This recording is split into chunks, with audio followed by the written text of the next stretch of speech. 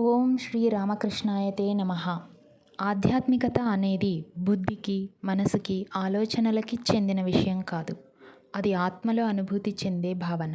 మన ఇష్టదైవం గుణగణాలను మన మనసులో తలుచుకున్నప్పుడు ఒక ఆనందం మన ఆత్మను కమ్మేస్తుంది. అదే పరమాత్మతో తాదాత్మ్యం చెందడం. శ్రీ రామకృష్ణ పరమహంస చరితామృతం మొదటి వీడియోలో మనం వారి పూర్వీకుల గురించి, తల్లిదండ్రుల గురించి తెలుసుకున్నాం. ఇప్పుడు ఈ రెండవ భాగంలో రామకృష్ణ పరమహంస జన్మం గురించి తెలుసుకుందాం. అవతార పురుషులు జన్మించడానికి ముందు వారి తల్లిదండ్రులకు అనేక దివ్య దర్శనాలు అనేటివి జరుగుతాయి. ఉదాహరణకు బుద్ధుడు, శంకరుడు, చైతన్యులు లాంటి మహనీయుల జీవిత చరిత్రలు మనం చదివినప్పుడు ఆ విషయం మనకు అర్థమవుతుంది. అలాగే రామకృష్ణ పరమహంస జన్మించడానికి ముందు కూడా తన తల్లిదండ్రులకు అనేక దివ్యమైన దర్శనాలు కలిగాయి. అందులో కొన్నింటిని గురించి ఇప్పుడు మనం తెలుసుకుందాం. శ్రీ రామకృష్ణ పరమహంస తల్లిగారైన చంద్రమణీదేవి గారు ఒకమారు శివాలయం వెళ్ళినప్పుడు ఆ శివలింగంలో నుంచి అద్భుతమైన తేజస్సు ఒకటి ఆమెను కమ్మివేసి ఆమె గర్భవాసంలోకి ప్రవేశించడం ఆమె అనుభూతి చెందింది. వెంటనే ఆమె స్పృహ తప్పి పడిపోయింది. మరొక మారు ఆమె ఇంటి బయట నిల్చున్నప్పుడు ఆకాశం కేసి చూసినప్పుడు హంసవాహనమెక్కి ఒక దేవుడు ఆమెకు దర్శనమిచ్చాడు.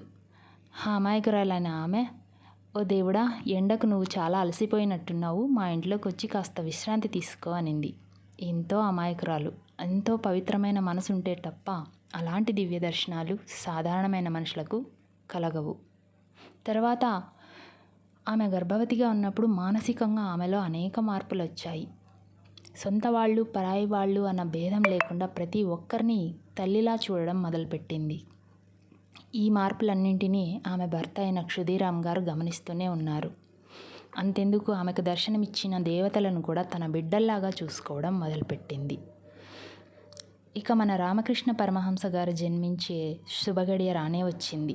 1836 ఫిబ్రవరి 17వ తేదీన బ్రహ్మముహూర్తంలో సూర్యోదయానికి 12 నిమిషాల ముందు ఆయన జననం జరిగింది.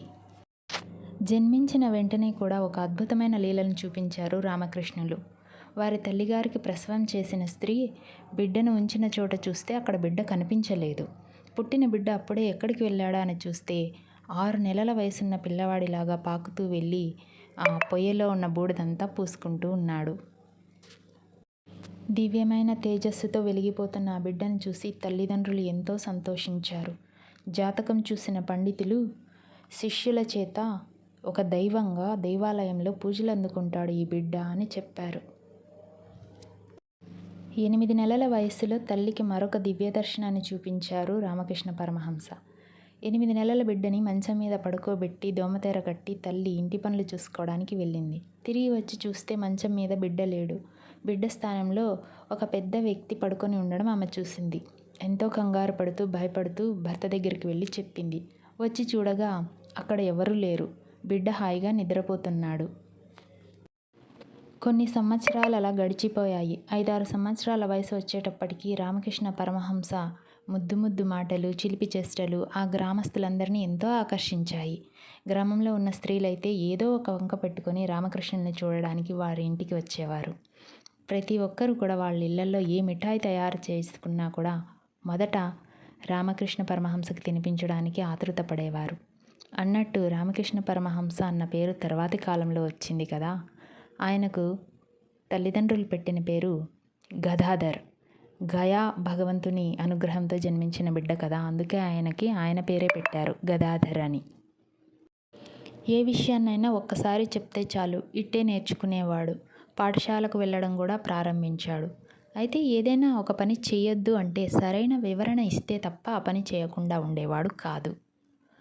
సరైన వివరణ ఇవ్వకపోతే దానికి వ్యతిరేకంగా చేసేవాడు. ఒకసారి ఊరికి దగ్గరలో ఉన్న చెరువులో స్త్రీలు స్నానం చేస్తూ ఉంటే పిల్లలందరూ కలిసి ఆడుకోవడానికి వెళ్ళారు. వీళ్ళ అల్లరి భరించలేక ఒక ఆమె, ఆడవాళ్ళు స్నానాలు చేసే చోట మీరు ఉండకూడదు, వెళ్ళిపోండి అంటూ తిట్టింది. అప్పుడు రోజు ఆడవాళ్ళు స్నానం చేస్తున్నప్పుడు గదాధర్ వచ్చి చూసేవాడు. 3 రోజుల తర్వాత ఆ స్త్రీతో, మీరు చూడకూడదన్నారు కదా, నేను రోజు చూస్తున్నాను, నాకేమీ కాలేదు, ఎందుకు చూడొద్దన్నారు అంటూ ప్రశ్నించాడు. అందుకు ఆమె నవ్వుకుని ఈ విషయాన్ని వెళ్ళి చంద్రమణీదేవితో చెప్పింది. ఇలా 5-6 సంవత్సరాల వయసున్న గదాధర్ తన చిలిపి చేష్టలతో అల్లరి పనులతో గ్రామస్తులందరికీ ఎంతో ముచ్చటను కల్పించేవాడు. ప్రకృతిని చూస్తే పరవశించిపోయేవాడు. ఒకమారు పొలాల మధ్య వెళ్తున్నప్పుడు నల్లని మబ్బుల కింద తెల్లని కొంగలు బారులు తీరి వెళ్ళడం చూసి ఆనందంలో అలాగే మైమరిచిపోయి స్పృహ తప్పి పడిపోయాడు. గదాధర్కి 7-8 సంవత్సరాల వయసున్నప్పుడు తండ్రి మరణించడం జరిగింది. తర్వాతి కథ 3వ భాగంలో తెలుసుకుందాం. నమస్కారం.